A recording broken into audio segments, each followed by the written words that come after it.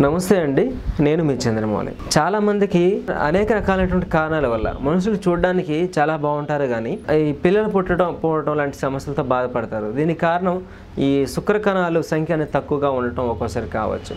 ఎవరికైతే ఈ శుక్ర కణాల సంఖ్య తక్కువగా ఉంటుందో వాళ్ళు ఇప్పుడు మనం చెప్పుకోబోయే గృహ చికిత్స ద్వారా సులభంగా దీని నుంచి బయటపడవచ్చు.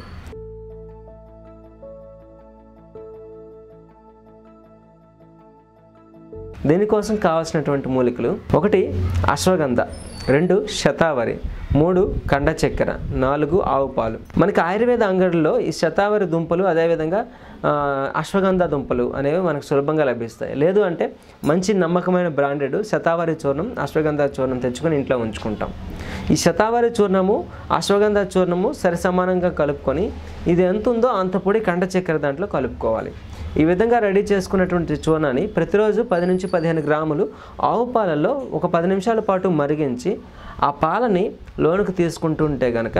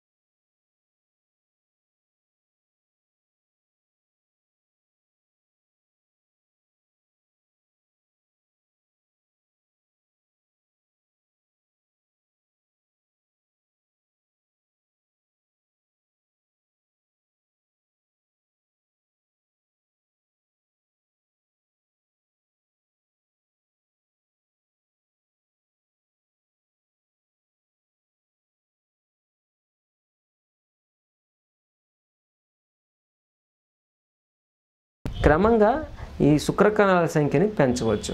ఈ విధంగా ఈ సంతానలేమి సమస్య నుంచి కూడా బయటపడవచ్చు. ఇటువంటి మరిన్ని అద్భుతమైనటువంటి గృహ చికిత్సల కోసం మన వీడియోల్ని వీక్షిస్తూనే ఉండండి.